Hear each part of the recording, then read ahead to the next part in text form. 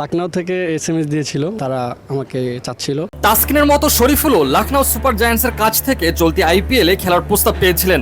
Board কর্তৃপক্ষ তাসকিনকে যেভাবে IPL খেলার ব্যাপারে একদম না করে দিয়েছিল, শরীফুলের ব্যাপারে ঠিক সেভাবে না করেনি, বরং বিসিবিও চেয়েছিল মুস্তাফিজের মতো অল্প সময়ের জন্য শরীফুলও আইপিএলে খেলুক। তবে লখনউর সাথে কথা বলে শরীফুল তাদের কাছ থেকে স্বল্প সময়ের জন্য খেলার অনুমতি নিতে পারেনি, যার ফলে বিসিবির পক্ষেও সম্ভব হয়ে ওঠেনি শরীফুলকে আইপিএল খেলতে দেবার জন্য।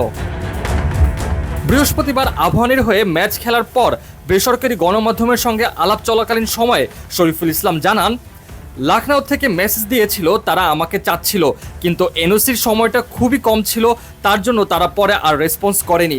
যদি বিসিবি পুরো এনওসিটা দিত তাহলে হয়তো যেতে পারতাম।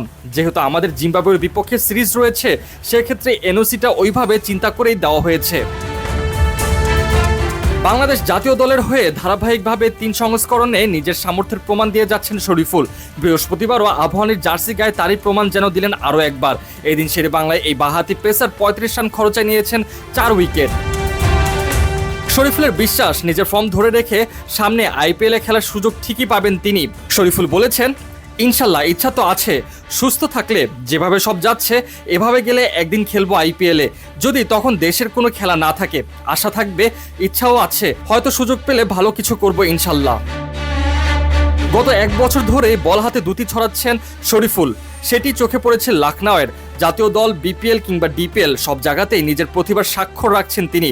গত ডিসেম্বরে আইপিএল নিলামের চূড়ান্ত তালিকায় জায়গা পান বাংলাদেশের 3 পেসার তাসকিন, মুস্তাফিজ ও শরীফুল। পরে সপ্তাহখানেকের মধ্যে তাসকিনের সঙ্গে নাম সরিয়ে নেন শরীফুল ইসলাম। বিসিবির অনাপত্তিপত্র না থাকায় নিলামে তোলা হয়নি এই 2 পেসারকে।